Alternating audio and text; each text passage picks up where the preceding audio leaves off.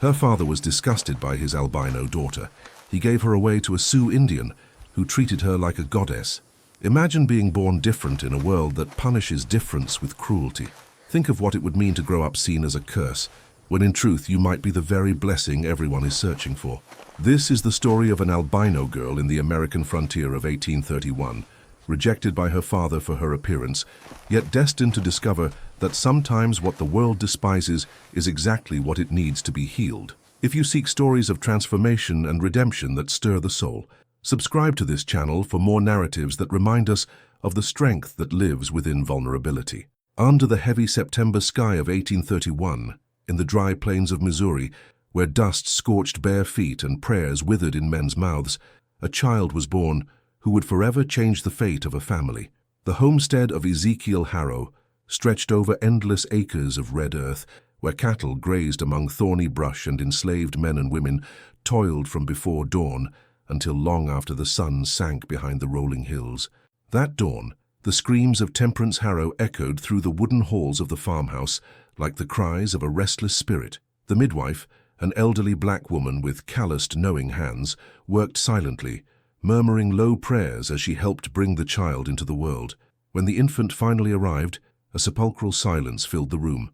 The midwife lifted the newborn against the glow of the oil lamp, her face twisting in shock. The child was flawless in form, but her skin was the color of pure milk, almost translucent, and her fine hair gleamed like silver threads under the flame. Her eyes, still closed, were rimmed with lashes as pale as cotton. "My God," whispered Temperance, extending trembling arms to receive her daughter. "She is different." The midwife crossed herself 3 times, as though warding off some unseen evil, and muttered words in a tongue carried from Africa, syllables older than the land itself, meant for moments when the inexplicable broke through the veil of the living. Ezekiel entered then, still in his sweat-stained work clothes, his broad-brimmed hat in hand, his face drawn from pacing the floorboards for hours, waiting for news. His eyes, hardened by years of judging cattle and men with equal coldness, fixed on the child cradled in his wife's arms. What he saw made him recoil. "What devilry is this?" His voice cracked, thick with horror and rage, making the midwife avert her eyes. "What strange thing have you birthed, woman?" Temperance clutched the child to her chest, fiercely protective. "She's our daughter, Ezekiel. She's special." "Special?" He spat on the floorboards, a gesture that carried his contempt. "That thing is no daughter of mine. She's the punishment of a faithless woman. She's spawn of the devil." His words lashed the air like a whip. Tears burned Temperance's eyes. The midwife, knowing her master's temper, hurried to gather her things, muttered a faint farewell, and slipped away, leaving the couple alone with the child who had just arrived. "Ezekiel, please," Temperance's voice shook. "Look at her, she's perfect, she's ours." But the man had already turned his back, his boots thudding down the hall like a sentence passed. At the doorway, he paused, his voice ice-cold. "Hide that thing. Let no one see her. She is never to leave this room." Temperance remained alone with the newborn, who began to cry, a soft, almost musical cry that seemed to mock the cruelty of the words that had just been spoken. With tears streaming down her face, she held the child close and whispered, "Aurora. I'll call you Aurora, like the light that rises even in darkness." In the days that followed, Temperance cared for her daughter in secret, nursing her and singing soft lullabies. But the fever that struck after birth was merciless. Within 2 weeks, the woman who had given a name to her light was gone, extinguished like a candle in the wind, leaving Aurora motherless and trapped in her father's rejection. From then on, the girl was raised by an elderly enslaved woman named Dinah, who fed her in secret and kept her locked away in the darkest room of the house, safe from prying eyes and cruel whispers. Aurora grew up knowing only the slivers of light that slipped through shuttered windows and the tender, fearful care of Dinah. Dinah, who had lost 3 children of her own, found in Aurora a balm for her grief. Each morning she brought a bowl of cornmeal porridge and warm milk, sat on the worn wooden floor, and watched the girl eat with the delicacy of a wounded bird. "Tell me the story of the sky, dear," Aurora would beg, her pale eyes glimmering in the half-dark. She had learned to see in the shadows better than most, her senses sharpened to sound, scent, and touch. Dinah would smile softly and weave her tale, meant to give meaning to the girl's strange beauty. "Once upon a time there was a princess who lived among the clouds, child. She was so lovely the angels grew jealous, and begged the Lord to let her descend to earth, and when she was born down here, she brought a piece of the heavens with her. That's why your skin is pale as the clouds, and your hair shines like the stars." Aurora listened in awe, stroking her silvery hair, which Dinah kept clean and combed, even though no one else would ever see it. In those moments, Aurora felt chosen, not cursed. But reality never stayed away for long. Ezekiel seldom entered the room, and when he did, it was only to confirm the girl was alive and hidden. He looked at her with the same disgust he reserved for a diseased animal. His visits never lasted more than seconds. Aurora learned to shrink into the corners at the sound of his boots, trying to vanish from sight. "Why doesn't Papa like me, Dia?" she sometimes asked, her small voice weighed down by a sorrow no child should know. Dinah drew a long breath, searching for words that could explain the cruelty of men without crushing the innocence of the child. "Sometimes people are afraid of what they don't understand, my dear. Your father, his heart is closed. But that doesn't mean you aren't precious." When Aurora turned 8, she began to hear the voices of other children playing in the yard through the shuttered window. It was the sound of freedom she had never known. Loud laughter, shouts of games, the thudding of feet across hard-packed earth. A deep melancholy washed over her, a longing for something she had never experienced. One afternoon she managed to drag a chair to the window, climb up, and peek through a crack in the wood. She saw the children of the homestead running among the chickens, tossing pebbles and singing rhymes. Their dark hair glistened in the sun, their tanned skin seemed golden, and they were free the way Aurora dreamed of being. "I wish I could play with them," she whispered, pressing her forehead against the rough wood. But the very moment she spoke, one of the children looked toward the window and shrieked, pointing, "The ghost! The ghost is at the window." The others froze, then fled, screaming that they had seen the white thing that lived in the dark room. Aurora stumbled back in fright, knocking over the chair, and crawled under the bed, her heart pounding so hard it felt ready to burst. Dinah rushed in at the noise and found the girl trembling. "What happened, my little one?" "They saw me, Dia. They called me a ghost." Tears streamed down Aurora's pale face. "Am I really a haunting?" The enslaved woman pulled her into her arms, fury rising in her chest at a world so cruel to a child. "You are no ghost, Aurora. You are real, you are my precious girl, and one day someone will see that." But no matter how tender the words, they could not silence the echo of the other children's voices. Aurora began to see herself as they did, different, frightening, something meant to be hidden. It was then she developed a strange relationship with mirrors. Dinah had hung a small one on the wall to help comb the girl's hair, but Aurora avoided it, turning her face away. She preferred to imagine herself like the other children, rather than confront the truth of her unique appearance. The years slipped by and solitude shaped Aurora in quiet but powerful ways. She learned to find beauty in the smallest things, the feel of the cloth Dinah sewed for her, the sweetness of the molasses the woman sometimes smuggled in, the sound of rain drumming on the roof during summer storms. She also nurtured a vast imagination. She built entire worlds inside her mind, where there were other children like her, where difference was celebrated, not feared. In those inner worlds, she was a warrior princess, a gifted healer, a dancer adored by all. And yet, even in those daydreams, a question lingered. Was there any place in the real world where she could belong? If you seek stories of transformation and redemption that stir the soul, subscribe to this channel for more narratives that remind us of the strength within vulnerability.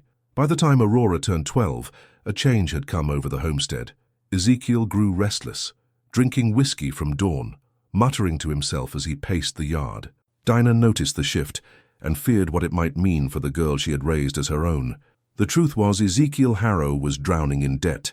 Failed harvests, cattle dying of disease, and mounting bills had pushed his land to the brink, and the whispers of neighbors about the strange thing he kept locked away in his house weighed on him more each week. Some women at church whispered that God was punishing his property because of the hidden sin he sheltered. One morning in March, before the sun had fully risen, Ezekiel entered Aurora's room with an expression Dinah recognized instantly, the look of a man who had made a terrible decision. "Dress her," he ordered, without glancing at Aurora, who shrank back against the bed. "In the plainest clothes you have, and be quick." "Master, what are you planning?" Dinah tried to keep her voice steady, though fear seeped through. "What I should have done long ago." Ezekiel spat on the floorboards. "I'm ridding myself of this curse once and for all." Though young, Aurora understood perfectly. Her whole body began to tremble, not from cold, but from a terror rooted deep in her bones. She had never left that room, never seen beyond its four walls, and now she was being cast out of the only place she knew as home. Dinah dressed her in a coarse, faded cotton dress she had sewn years ago. As she combed the girl's pale hair one last time, she whispered in her ear, "Be strong, my little princess of the clouds. Remember the stories I told you. You carry light within, even when everything is dark." Aurora clung to the woman, her thin fingers knotting into Dinah's worn dress. "Don't let me go, Dinah, please don't let me go." But Ezekiel's patience had run dry. He tore the girl from Dinah's arms with such violence that the woman gasped in pain. "Enough of this crying. We're going." He hauled Aurora to an old wagon waiting in the yard, its frame draped with a ragged canvas. She tried to resist, her bare feet slipping in the dirt, but she was far too small to fight her father's strength. He tossed her into the wagon bed as though she were a sack of grain and pulled the canvas down over her. "Don't move, don't make a sound," he commanded, his voice ice. "No one can see you." The wagon lurched forward. For the first time, Aurora felt the sway of motion, smelled the dusty road and suffocated in the stifling dark beneath the heavy canvas. Every jolt of the uneven path slammed her small body against the rough boards. She tried not to cry, but the tears came anyway, silent, bitter, unstoppable. For hours they traveled down paths that grew narrower and wilder. Aurora could hear the calls of birds she had never heard before, smell plants unknown to her, and sense they were leaving civilization farther behind. The fear she felt now was unlike anything she had known, not the fear of rejection, but the fear of the utterly unknown. When the wagon finally stopped, the silence that followed was different from the silence of the homestead. This silence was alive, filled with whispers of leaves, distant cries, and breaths that were not human. Ezekiel climbed down and yanked back the canvas. The first thing Aurora saw was the sky, immense, bluer and vaster than she had ever imagined. For a few seconds she was frozen, overwhelmed by its beauty and expanse. Then, slowly, she lowered her gaze. They had stopped at the edge of a clearing surrounded by towering trees that rose like green cathedrals. In the center stood a modest lodge of wood and clay, its roof covered in straw. A man stood before it, motionless as stone. He was an elderly Sioux, his graying hair tied low, his skin bronzed by the sun, his eyes holding a wisdom that seemed carved from centuries. He wore simple clothes, rough cotton trousers, and a shirt open at the chest. Yet there was something in his posture, in the way he looked, that carried a deep, serene dignity. "Wiaka Hota," Ezekiel said, shoving Aurora forward. "I've brought what we agreed on." The Sioux elder studied the trembling girl, her pale hair catching the sunlight like threads of white gold. He showed no surprise or disgust, only a calm, penetrating attention, as though seeing through her, perceiving what others could not. "Take her," Ezekiel muttered, already climbing back into the wagon. "Do what you will with her. To me, she's already dead." Aurora looked at her father desperately, one last hope flickering that he might change his mind and bring her home. But Ezekiel never looked back. The wagon rolled away, raising a cloud of dust until it vanished among the trees. The girl was left in the clearing with the stranger, feeling smaller and more fragile than ever. Wiaka Hota approached slowly, as if she were a wild creature that might bolt at any moment. When he was close enough, he crouched to her eye level and spoke with a voice both gentle and firm. "Do not fear, little one. Here you will be respected." They were the first kind words Aurora had ever heard from a man. Just as a tree sometimes must be uprooted to find fertile soil, so too must we be torn from where we were planted, to discover where we truly belong. If you wish to follow more stories of transformation and hope like Aurora's, subscribe and turn on notifications. The first days in Wiaka, Hota's lodge felt like slowly waking from a nightmare that had lasted a lifetime. Aurora sat for hours in the darkest corner she could find, watching every movement of the man now responsible for her, trying to decipher his intentions. He never forced his presence on her. He moved with quiet grace, boiling roots and fish in a clay pot, weaving baskets from fibers gathered in the forest, humming melodies in his native tongue, a language Aurora did not understand, but that sounded like water running over stones. The lodge was simple, yet each detail carried beauty. Baskets hung on the walls, strings of colored seeds draped on wooden pegs, animal hides spread across the floor like soft rugs. For the first time in her life, Aurora was in a place that felt alive, breathing with the world around it. On the third day, she dared to step to the open doorway. What she saw stole her breath. The clearing stretched into an explosion of green she had never imagined, plants with leaves broad as platters, flowers so vivid they stung her eyes, and everywhere a symphony of sound, birds singing, insects buzzing, leaves whispering in the wind. "It is beautiful, isn't it?" Wiyaka Hota's voice startled her. He stood behind her, but not too close, respecting her space. Aurora only nodded, unable to find words. It was as if she had lived her whole life inside a box, and someone had finally lifted the lid. "You may step outside," he said gently.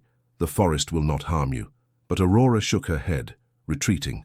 The world beyond was too vast, too open, too full of possibilities she did not know how to face. The elder understood.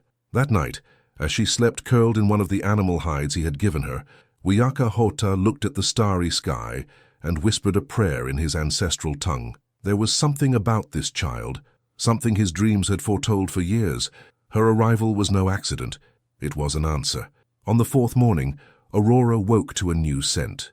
Wiyaka Hota was preparing a drink in a small wooden cup, mixing herbs he had gathered at dawn. When she came near, curiosity overcoming her fear, he smiled. "This is for you," he said, offering it, "to cleanse the sorrow you carry inside." Aurora hesitated. At the homestead, Dinah had warned her never to drink from strangers. But there was something in his eyes, a profound kindness free of hidden intent that made her trust. She sipped, grimacing at the bitter taste of the herbs. Moments later, a strange lightness spread through her body. The colors around her seemed sharper, the sounds more musical. It was as though a heavy mist that had always shrouded her was slowly lifting. "Better?" Wiyaka Hota asked, watching her closely. Aurora nodded, astonished. For the first time in many days, she smiled, a small, timid but genuine smile. It was then the elder made a decision that would change everything. "Aurora is no longer your name," he declared, his tone ceremonial. Aurora carried pain. "Here you shall be Shkawichapi." "Shkawichapi," she repeated, stumbling over the strange syllables. "It means white star," he explained, pointing to the sky where pale clouds drifted. "Your colors are the colors of the heavens. You are not different. You are chosen." Something shifted inside her when she heard those words. Chosen. Not cursed, not rejected, not hidden. Chosen. In the days that followed, Wiyaka Hota began teaching her things no child of the homestead would ever learn. He showed her how to identify edible plants, how to listen to the warnings of birds, how to read the signs the forest leaves for those who know how to look. Her hands, once soft from never working, began to grow calloused and strong. But the deepest transformation came through the stories. Every night after a simple meal, Wiyaka Hota sat across the fire and told ancient legends of his people. He spoke of warrior women with sacred gifts, of spirits of the land who chose mortals as their messengers, of children cast out who rose to lead entire nations. "My people believe that when someone is born different, it is because the spirits have special plans," he said one evening, his eyes reflecting the flames. "You came into the world bearing signs. Your skin, pale as the moon, your hair, bright as sunlight. These are not flaws, Shkawichapi. They are marks of power." She listened with a hunger she did not understand. Each word rebuilt something shattered inside her, brick by brick. One morning she woke and realized she had changed. Not in body, she was still the pale girl with light hair, but in posture, in gaze. For the first time in her life, she did not feel ashamed of how she looked. When Wiyaka Hota saw her standing in the doorway of the lodge, watching the forest without fear, he knew the first step had been taken. The seed was planted. Now it was time to water it with experiences that would let it bloom. "Today you will meet the others," he said, packing a small satchel with supplies. "The others?" Shkawichapi asked, startled. "My people, the village downriver." He paused and looked her straight in the eyes. "Are you ready to be seen as you truly are?" She drew a deep breath, feeling a new courage swell within her. For the first time, her answer was yes. The walk to the Sioux village was a constant revelation. Each step pulled her farther from the imprisoned girl she had been, and closer to something she could not yet name. Wiyaka Hota moved ahead, parting branches with deliberate steps, teaching her how to walk without sound, how to tell dangerous noises from harmless ones. "The forest speaks to those who know how to listen," he said, pausing now and then to show her animal tracks in the mud, or to scratch a tree so she could smell its sap. "Your ears were sharpened by years of silence. Use that." As they neared the village, she began to hear human voices mingling with the forest's music. Her stomach clenched with dread. She remembered the farm children screaming ghost at her window, and old fears clawed back. Wiyaka Hota noticed her hesitation. "My people do not judge by the shell," he said softly. "They will see what I see in you." "And what do you see?" she asked, honestly curious. He stopped and faced her fully. His dark eyes scanned her pale face, her luminous hair, her posture that was finally beginning to rise with confidence. "I see a healer," he said at last. "I see a woman who will bring cure where there are wounds.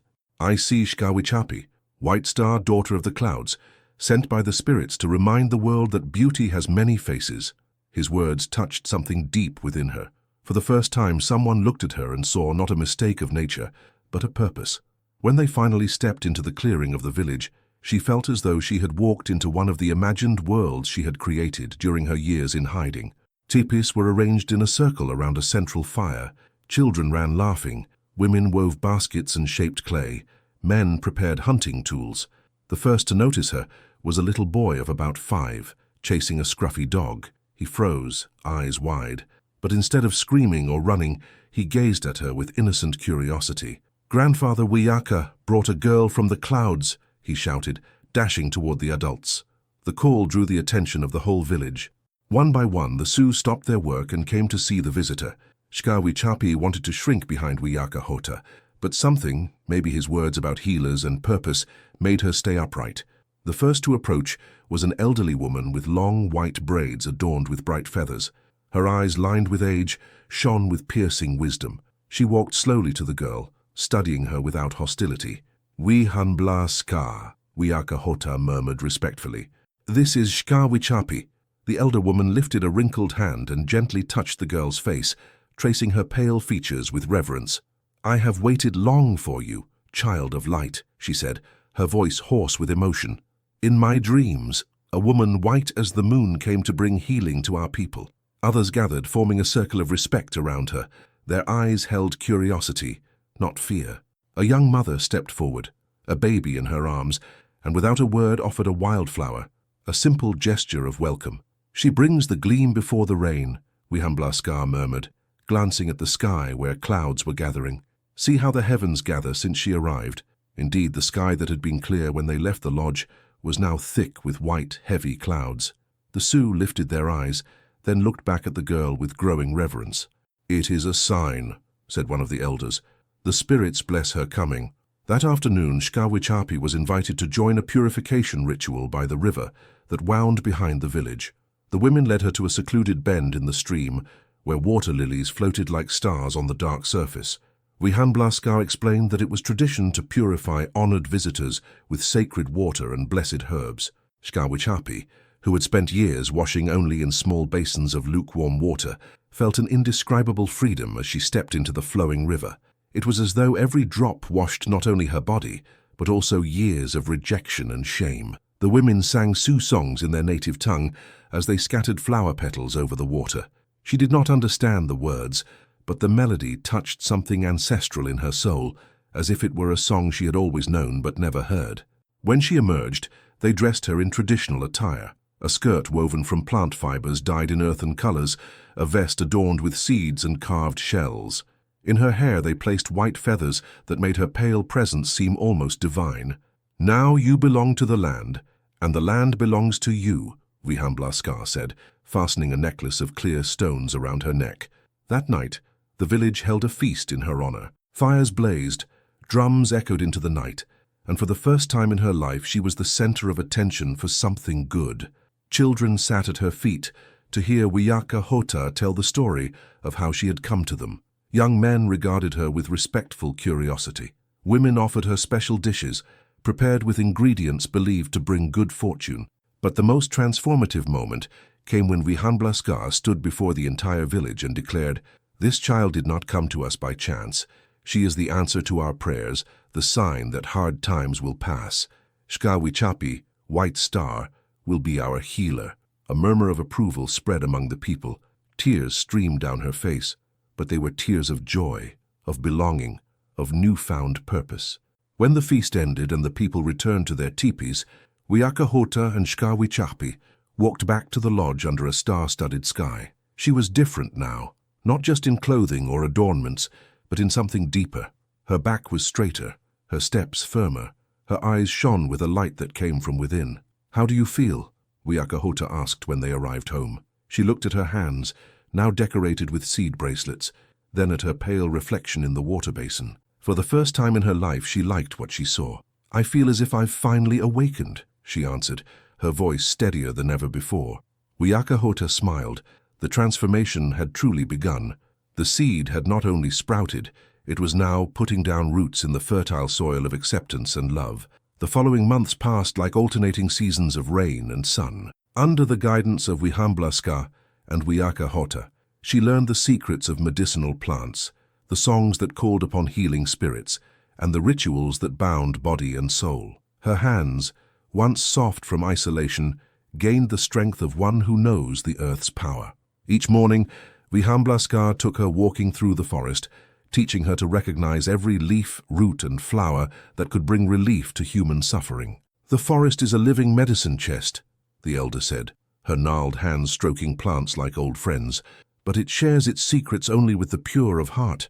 Shkawichapi discovered she had a natural intuition for healing. When she touched a sick person, she could feel where the imbalance lay, as though her fingers could read the body's hidden language. The first time it happened was with a child plagued by constant fever. The boy's desperate mother turned to Wihamblaska after weeks of watching him waste away. The elder, sensing the moment had come to test the girl's gift, asked Shkawichapi to examine him. "Close your eyes," instructed Wihamblaska. "Let your hands speak for you." She moved her palms over the boy's burning body, not quite touching. Instantly, she felt something, like seeing through skin, pinpointing the sickness hiding within. Her hands moved instinctively to his stomach. "It's here," she said, opening her eyes. "The pain comes from inside, as if something is fighting in his belly." Wihamblaska nodded, impressed. She prepared a mixture of herbs for stomach illness, and within 3 days, the boy was cured.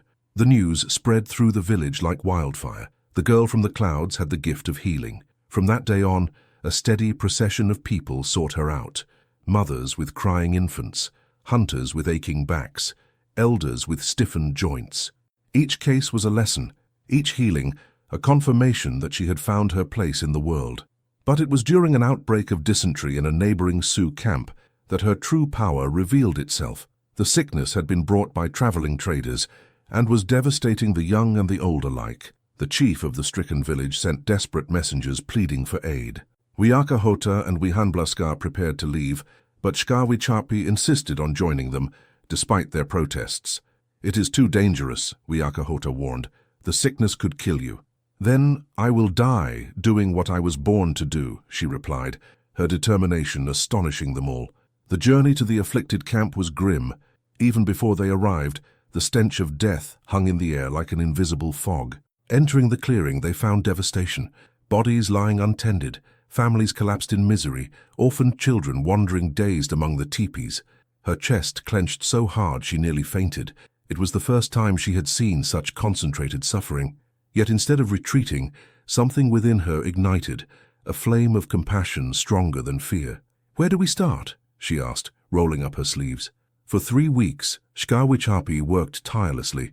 She prepared medicines from dawn until long after nightfall, tended the gravely ill herself, and held the hands of the dying so they would not leave the world alone. Her ceremonial clothes gave way to simple, practical garments. Her pale hair grew matted and dirty. But something extraordinary happened. Wherever she placed her hands, healing seemed to come more quickly. Her presence calmed the sick. The children stopped crying when she approached. The adults breathed easier. The elders found strength to endure another day. "It is as if she brings pieces of the sky down to earth," murmured one of the mothers, whose child Shkawichapi had healed. By the end of 3 weeks, the epidemic had been brought under control. Of the 50 who were sick when they arrived, only 5 did not survive, a recovery rate even white doctors in the cities could rarely achieve. On the night before their return, the chief of the afflicted camp held a special ceremony in her honor. He declared before his people that she would always be welcome, that she was now considered a daughter of their land, and that their children and grandchildren would carry the story of her kindness. But the most moving moment came when one of the women she had healed stepped forward with a gift, a cloak made of white feathers, each one stitched by hand. "So that all may know you walk between us and the heavens," the woman said, draping the cloak over her shoulders. When she turned to accept the gratitude of the crowd, The cloak fanned out behind her like great wings. In the firelight, with her pale hair shining and the white feathers billowing in the night wind, Shkawichapi truly looked like an angel descended to earth. That night, as they journeyed home, Wiakahota looked at the young woman she had become and felt a blend of pride and melancholy. She had grown beyond his most hopeful expectations, but he also knew great changes were coming. Women with such gifts did not go unnoticed for long. "You know your name is spreading beyond the villages," he said as they walked under the stars. "I know," she replied, her voice calm but firm, "and I am not afraid." But both knew the true test was still to come. 2 years after Shkawichapi had first come to the village, tales of the pale-skinned healer had spread across the frontier like seeds carried on the wind. Traders, travelers, and wagoners told extraordinary stories. A woman white as the moon who healed with her hands, who spoke with the spirits of the forest, who turned death into life wherever she went. These stories eventually reached the ears of Ezekiel Harrow. The man who had once cast off his daughter now faced his own ruin. The homestead was mortgaged, his cattle had died from a strange pestilence, and he himself was wasting away from a diseased liver that left him jaundiced and weak. The town doctors had given him up, saying it was only a matter of weeks. It was then that a passing trader mentioned casually in a tavern, "Ever heard of the Indian healer with white hair? They say she raises the dead, works miracles with herbs from the wild." Ezekiel nearly choked on his whiskey. White hair. The description was too specific to be coincidence. A terrible suspicion, mixed with desperate hope, rose in his chest. "Where is this healer?" he asked, trying to sound casual. "Out past the northern ridges, in Sioux country, but they guard her like a goddess. It's dangerous to approach." That night Ezekiel could not sleep. The image of the daughter he had cast away tangled with the stories of the miraculous healer. Could it be? Could the frail, pale child he had rejected have become this almost legendary figure? 3 days later, driven by the desperation of a dying man and the guilt of a father who had perhaps made the greatest mistake of his life, Ezekiel set out for Sioux lands. He was thinner, weaker, but determined to learn the truth. The journey was punishing. His failing body protested at every jolt of the wagon, every steep climb, every hour under the sun. Yet something stronger than pain drove him on, a mixture of late-blooming regret and a desperate hunger for healing.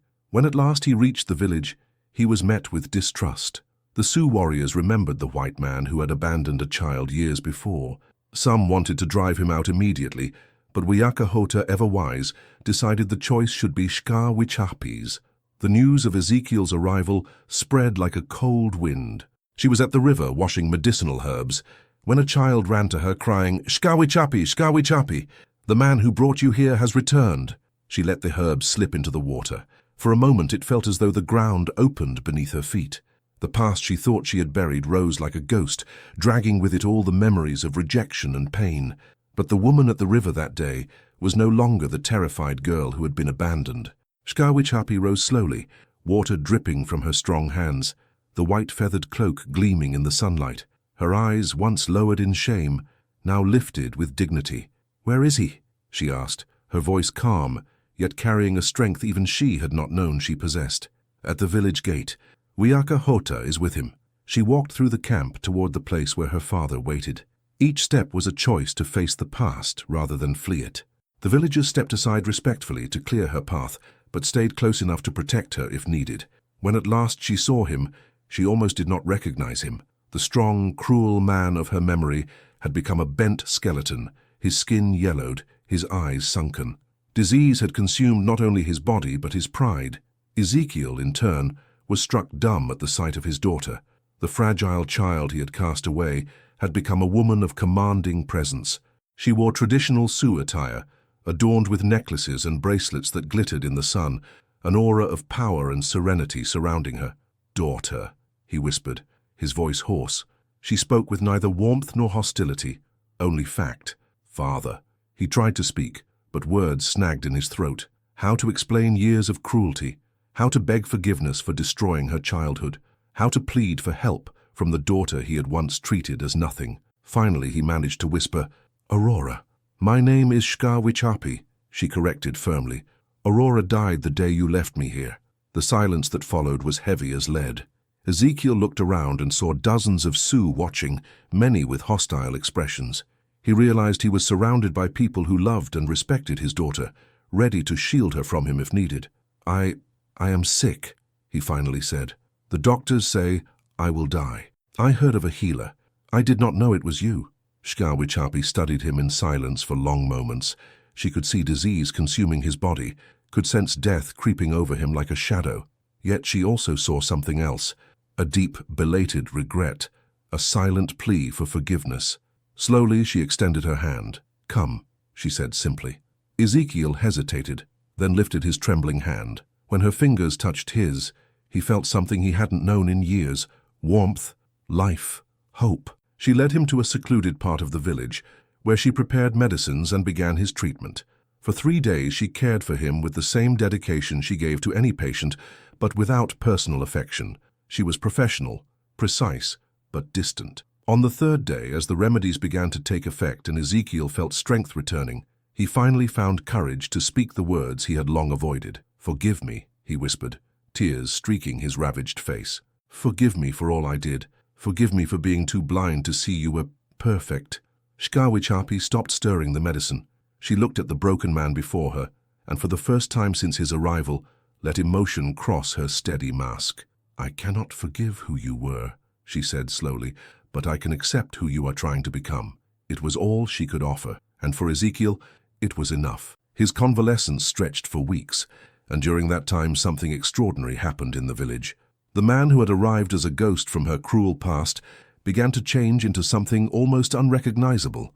As his health returned under his daughter's care, Ezekiel was forced to confront not only his failing body, but the moral wounds he carried.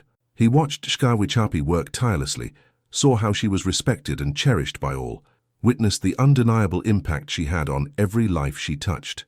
"How did you become this?" he asked one afternoon, as she dressed a wound on his leg.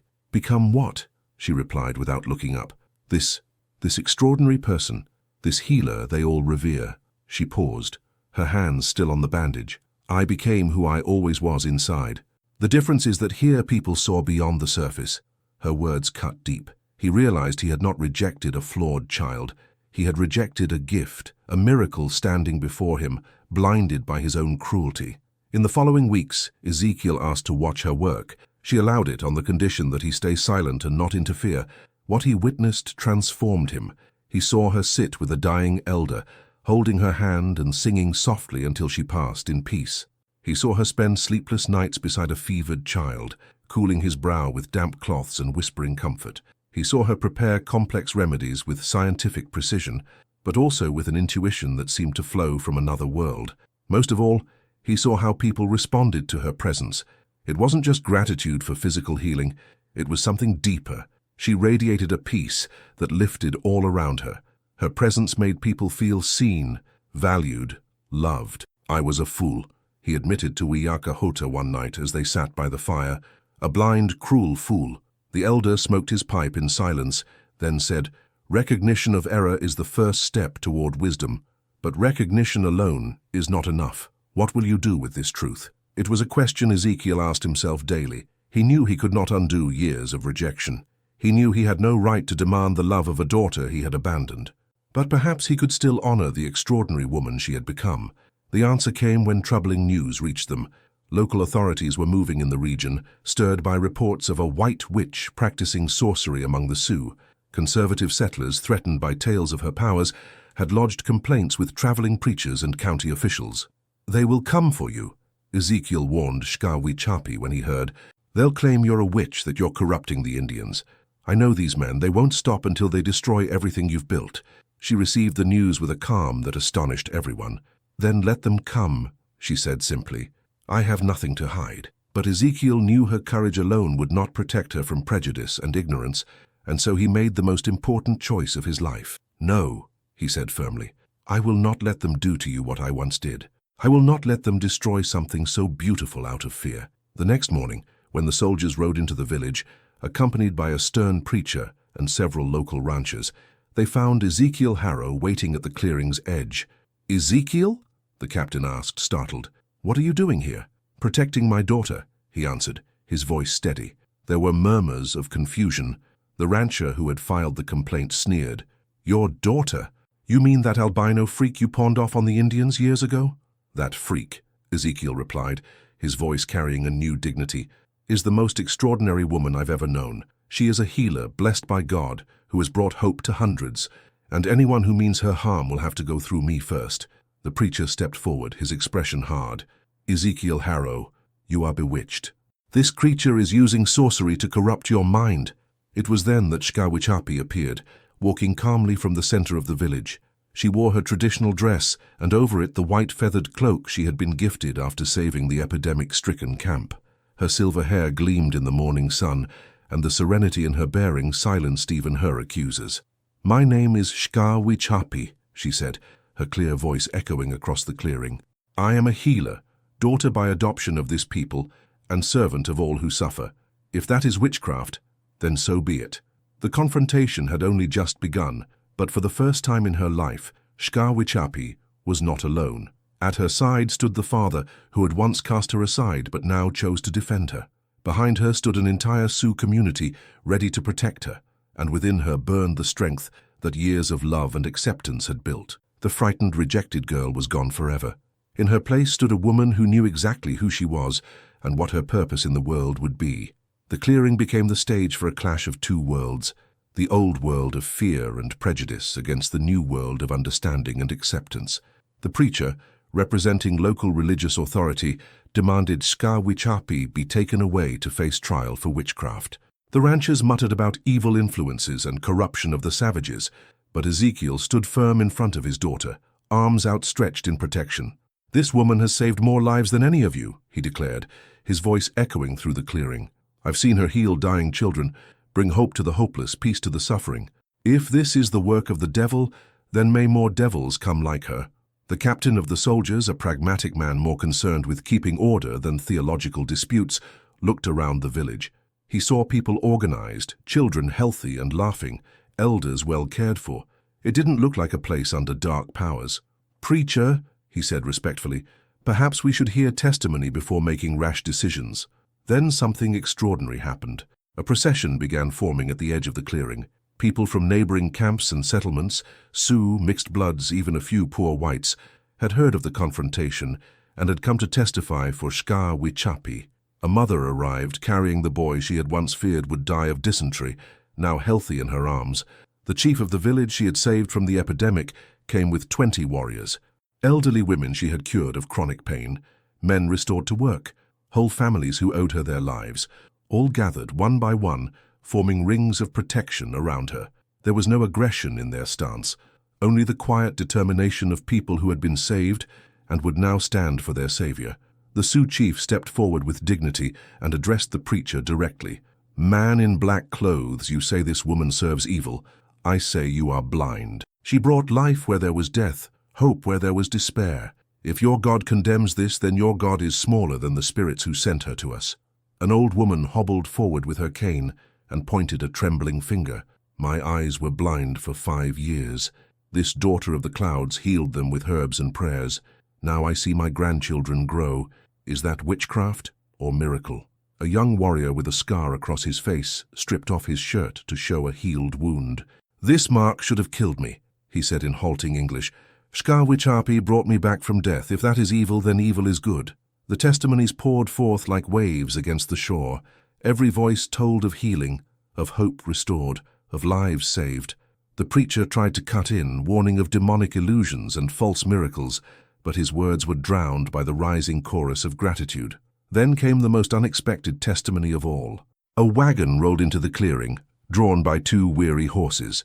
Out stepped a well-dressed man, clearly a prosperous rancher, followed by his wife and 3 children. The man walked straight into the center, searching until his eyes found Shkawichapi. "May I speak?" he asked, his voice polite but firm. The captain recognized him. "Mr. Whitmore, what brings you here?" "I have come to testify for this woman," he said, pointing to her. 6 months ago, my wife lay dying of a fever no doctor could cure. In desperation, I brought her to this healer. Not only did she save my wife's life, but she cured our youngest daughter, who was born with a crippled leg." He gestured, and the little girl, no more than 4, ran forward to Shkawichapi with a perfect stride. "This is my daughter, who now runs like any other child. If you call this witchcraft, then I thank heaven for such witchcraft." The impact was immense. Whitmore was respected, a devout Christian known for his honesty. His word carried weight that the voices of the Sioux alone could not before officials and settlers. The preacher made one last attempt. These may be true wonders, but worked by unlawful means. This woman has no ordination, no holy sanction, no right to claim God's work. Sioux herself cut him off, her voice ringing like a blade of light. Preacher, you ask by what authority I heal the sick. I ask you, by what authority should suffering continue when it can be eased?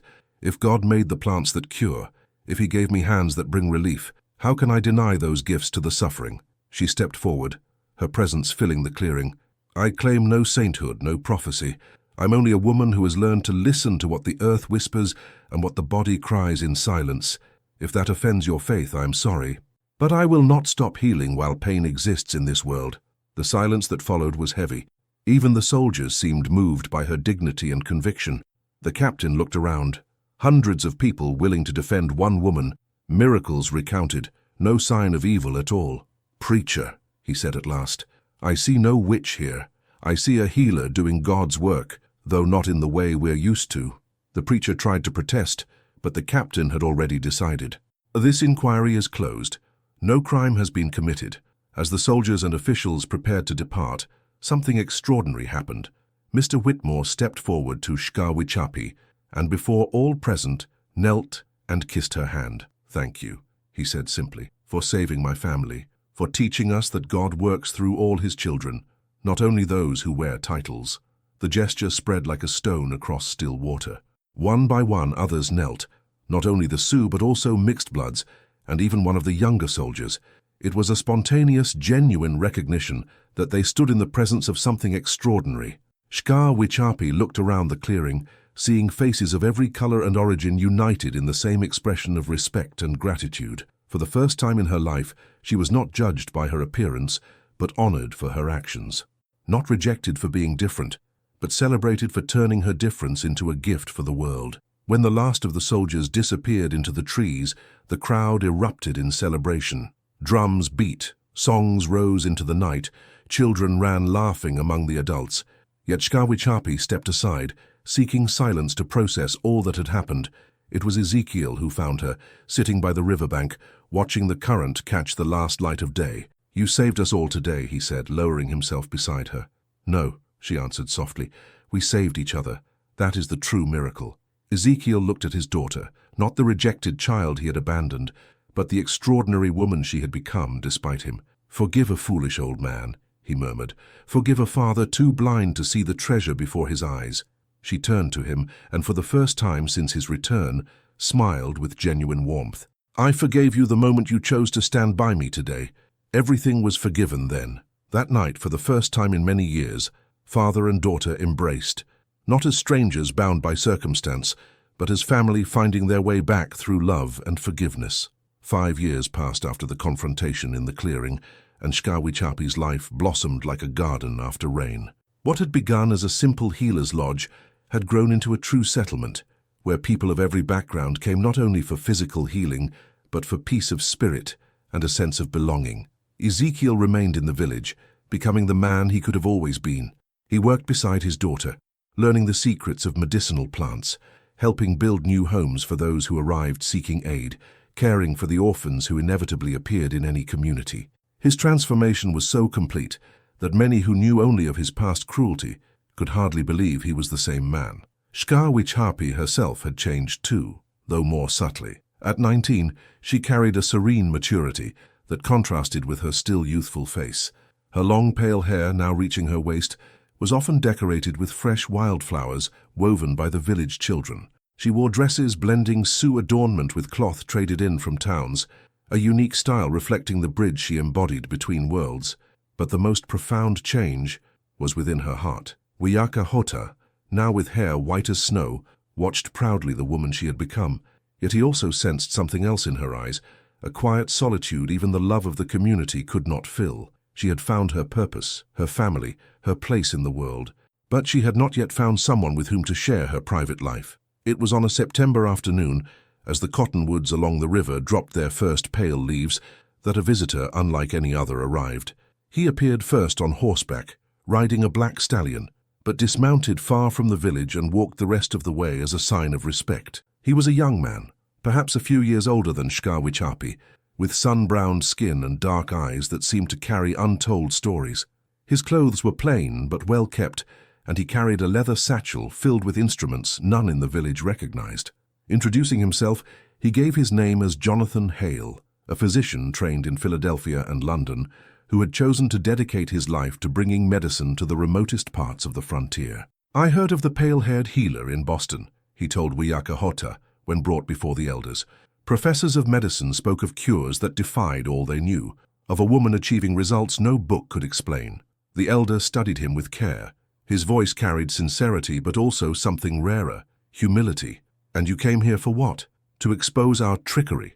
Jonathan smiled, a smile that softened his otherwise serious face. "I came to learn. European medicine knows much of anatomy and surgery, but little of the bond between body, mind, and spirit. If there is knowledge here that can save more lives, I want to absorb all I can." When Shkawichapi was called to meet him, something extraordinary happened.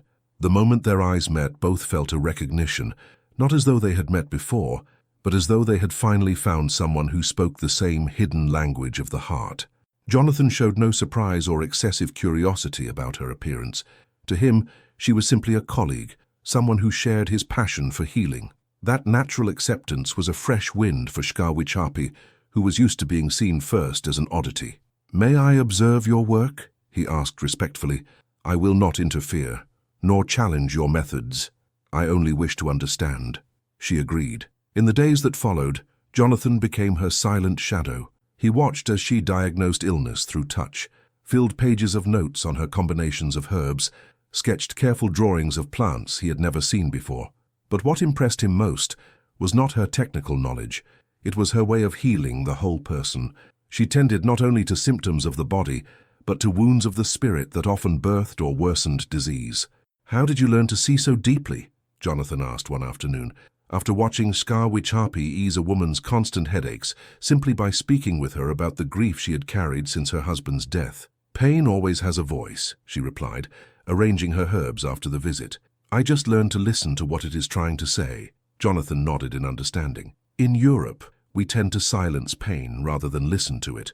What you teach is revolutionary." As the days passed, a profound bond grew between them. Jonathan not only learned from Shkawichapi, but also shared his own knowledge, teaching her suturing techniques that improved her treatment of wounds, showing her methods for preserving medicines she had never known. More importantly, they discovered they shared the same vision of healing, that true cure comes when body, mind, and spirit work in harmony, that a healer must serve all people without distinction of color, origin, or station.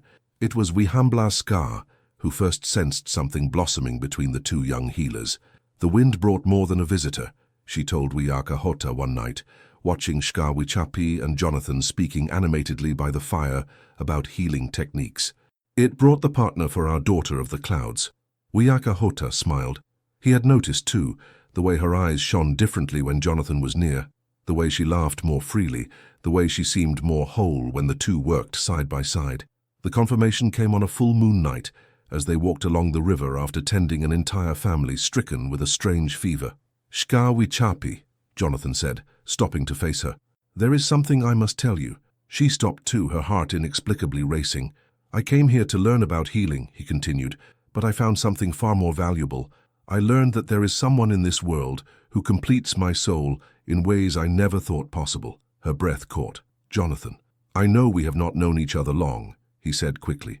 "I know I come from a different world than yours, but I also know that when I look at you, I see not only an extraordinary healer, but the woman I want to share my life with." For a moment she was silent, studying the sincere face of the man who had entered her life like an unexpected gift.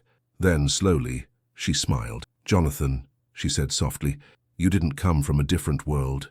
You came into the world where you always belonged, the world of those who choose to heal rather than harm, to love rather than judge." When he kissed her beneath the moonlight, with the river rushing nearby and the fragrance of night-blooming flowers in the air, Shkawichapi felt her transformation complete. She was no longer the rejected child, nor the solitary healer. She was a woman loved, respected, and ready to build a future, alongside someone who saw her not as a curiosity or miracle, but simply as the perfect partner for his own journey. 10 years after the marriage of Shka Wichapi and Jonathan Hale, the village that had grown around her mission had become a small town known across the frontier. Travelers came from distant territories seeking treatment in the place now called Land of the Cloud Healer. At 29, Shka Wichapi walked through the town square on a September morning, carrying a small child in her arms. The girl's hair was not white like her mother's, but a soft golden blonde, blending her heritage with Jonathan's. She was the youngest of their 3 children, a 2-year-old named Hope, in honor of the mother Shka Wichapi had barely known. The other 2 children ran ahead, Michael, 7, and Anna, 5. Both had inherited their father's sun-browned skin, but their clear eyes shone with the same serene light as their mother's. The town itself was a tapestry of cultures. Timber homes in frontier style stood beside Sioux lodges. Medicinal gardens tended in European fashion grew alongside native prairie plants. Children of every color played together in the streets, speaking English, Dakota words, and even made up languages of their own. In the center of the square stood a special tree, a white oak planted by Wiaka Hota on the day of Shka Wichapi's wedding. So future generations will remember the daughter of the clouds who taught the world that difference is a gift, not a curse, he had said at the planting. Now, a decade later, the oak spread wide and strong, its branches heavy with leaves. Acorns dropped in the grass, a promise of generations yet to come. Children loved to gather them, pretending they were treasures from the sky. Shka Wichapi stopped beneath the oak and looked up into its vast canopy. "Mama, why do you always stop here?" Anna tugged at her mother's dress. She knelt to meet her daughter's eyes. "Because this tree reminds me of a very important story." "What story?" Michael came running back, curiosity bright in his eyes. "The story of a girl who was born different and because of that was cast aside," Shka Wichapi began, her voice taking on the musical lilt of her storytelling. But she discovered that being different was not a curse, it was a blessing in disguise. "What happened to her?" Anna asked wide-eyed. "She found people who saw her true beauty. She learned to use her gifts to help others. And she discovered that when we use our differences for good, they become superpowers. Like your cloud-colored hair, Mama," Michael said, gently touching her pale locks. "Exactly like this hair," she confirmed, pulling both children into an embrace. At that moment, Jonathan arrived in the square, walking from the direction of the hospital they had built in the newer part of town.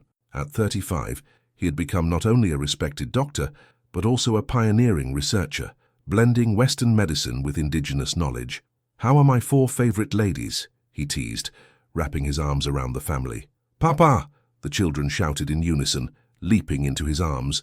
Jonathan lifted Anna, reached for Michael's hand, while Shka Wichapi adjusted Hope in her arms. Together they formed a portrait of domestic joy, a picture that stood in stark, luminous contrast to the lonely childhood she had once endured. "We have special visitors today," Jonathan told Shka Wichapi.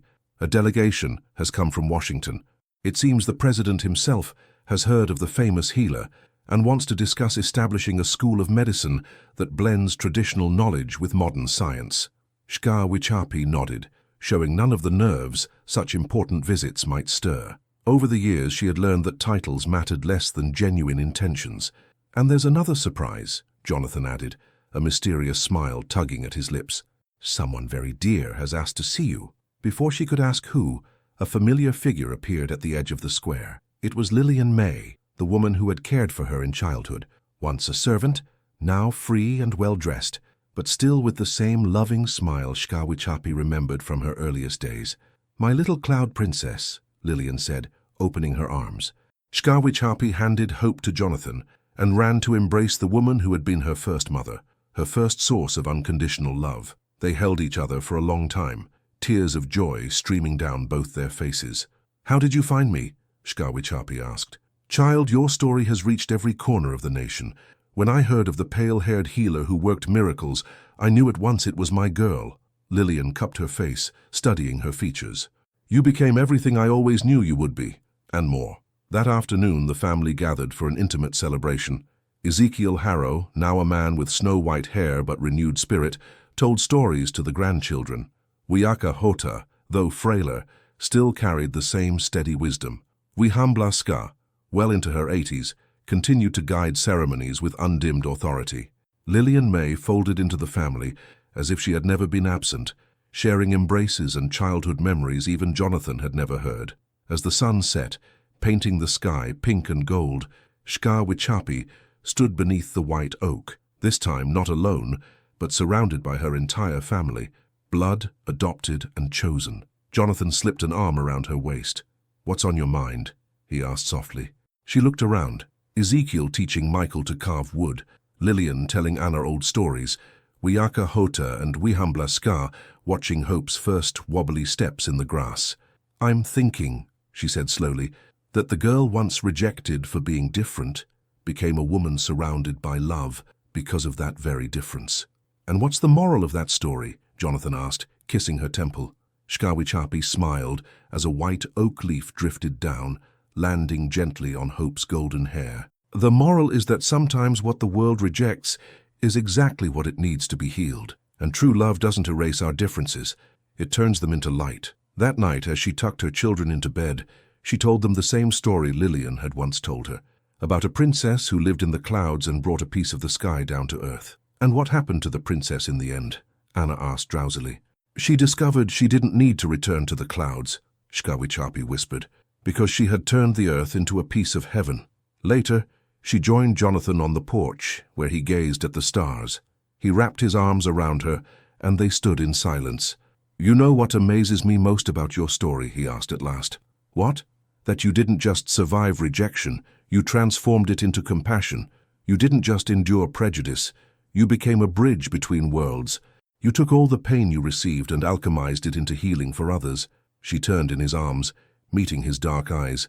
"I didn't do it alone. I had you. I had Wiaka Hota. I had all those who chose to see beyond the surface. But the choice not to grow bitter, not to return cruelty for cruelty, that choice was yours alone." In the distance, the great white oak swayed in the night breeze, its branches releasing a gentle rain of fragrant leaves. Beneath the stars that had watched her journey from a rejected child to a beloved woman, Shkawichapi knew her story had become exactly what it was meant to be. Not a tale of a victim who endured, but of a heroine who turned difference into a gift for the world. Years later, when Shkawichapi passed from this life at 68, surrounded by her children, grandchildren, and the countless lives she had touched, her body was laid to rest beneath the white oak that had become the symbol of her life. And they say the tree has never stopped flowering, not only once a year, but whenever someone needs to be reminded that being different is not a curse, but a blessing waiting to be recognized. Just as stories of true love echo through generations, the journey of Aurora, who became Shkawichapi, reminds us that our greatest difference can become our greatest gift to the world. If this story of transformation touched your heart, don't forget to like this video, subscribe to the channel, and share in the comments which part moved you most. Until the next story that will remind us of the power of redemption and love.